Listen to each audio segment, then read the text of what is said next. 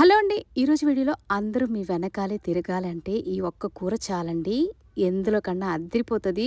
కోడిగుడ్డు కొట్టి మసాలా కర్రీ అయితే చేసుకుందాం రండి. ముందుగా మిక్సీ జార్‌లో కట్ చేసి పెట్టుకున్న కొబ్బరినైతే ఏసేసుకోవాలి. బద్ధశనగలు, కొద్దిగా సోపు కూడా ఏసేసుకుందాము. మిక్సీ పట్టేసుకునేసి ఇప్పుడు ఇందులో ఒక 2 పచ్చిమిరపకాయలు కూడా ఏసేసుకునేసి కొద్దిగా వాటర్ పోసి పేస్ట్ లాగా చేసుకొనైతే పక్కనైతే పెట్టేసుకోవాలి. స్టవ్ మీద నేను మట్టి సట్టినైతే తీసుకున్నానండి. ఇందులో ఒక స్పూను మంచి నూనె అయితే పోసేసుకునేసి బిర్యానీ స్పైసెస్ కూడా వేసేసుకుందాము. ఒక స్పూన్ ఆవాలు వేసుకునేసి బాగా ఫ్రై అయిన తర్వాత చిన్నగా కట్ చేసుకున్న ఎర్రగడ్డలు, అల్లం వెల్లుల్లి పేస్ట్ కూడా వేసేసుకుందాము. పచ్చివాసన పోయిన తర్వాత ఒక 2 రెమ్మల కరివేపాకు, పసుపు, ధనియాల పొడి, కారము మనకి ఎంత కారం కావాలో దానికి తగ్గట్టుగా కారం అయితే వేసేసుకునేసి బాగా అయితే ఒకసారి అయితే కలిపేసుకుందాము.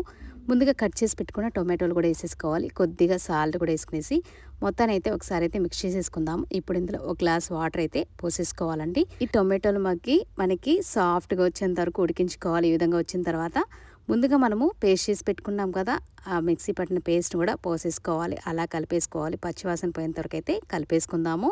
వాటర్ అంతా పైకి వచ్చేవాళ్ళు ఈ విధంగా వచ్చిన తర్వాత మనకి ఎన్ని ఎగ్స్ కావాలో దానికి తగ్గట్టుగా అయితే కొట్టయితే పోసేసుకోవాలి. ఒక 5 నిమిషాలు అలానే మూత పెట్టేసుకుందాము. లోపల బాగా కుక్ అయ్యేలాగా చూసుకోవాలి. బాగా కుక్ అయిన తర్వాత లాస్ట్లో కొత్తిమీర తరిగేసుకునేసి స్టవ్ అయితే ఆఫ్ చేసేసుకోవాలి.